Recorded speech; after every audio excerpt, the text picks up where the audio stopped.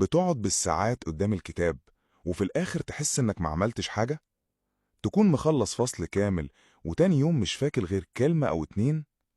المشكلة مش فيك، المشكلة في الطريقة. العلم أثبت إن في طرق معينة للمذاكرة بتخلي دماغك يحفظ أسرع ويحتفظ بالمعلومة فترة أطول.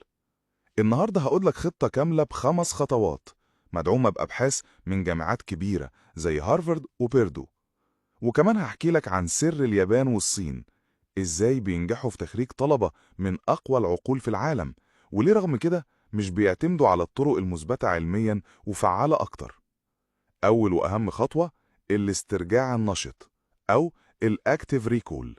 بدل ما تفضل تعيد وتزيد في نفس الصفحة، جرب تقفل الكتاب وتسأل نفسك أنا فاكر إيه من اللي قريته. يعني مثلا خلصت فصل تاريخ، اقفل الكتاب واسأل نفسك إيه أهم 3 أحداث اتقالت.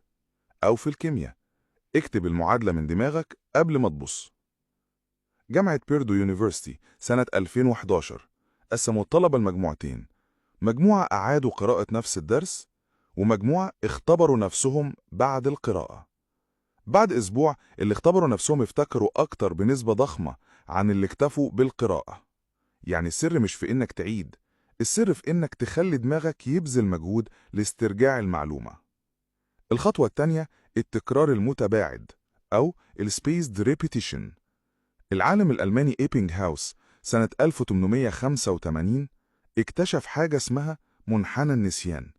بيقول إنك بتنسى 70% من اللي ذاكرته خلال يومين لو ما رجعتش. يعني ما تذاكرش الحاجة مرة وخلاص، لأ، راجعها على فترات، بعد يوم، بعد 3 أيام، بعد أسبوع. في دراسة ضخمة جدا اتنشرت في مجلة Psychological Bulletin سنة 2006 للباحث نيكولاس سيبيدا وزمايله. الدراسة دي حللت أكتر من 250 تجربة علمية وطلعت نتيجة واضحة. التكرار المتباعد مش بس بيخلي المعلومة تثبت، ده كمان بيكسر منحنى النسيان اللي اكتشفه إيبنغهاوس من أكتر من 100 سنة.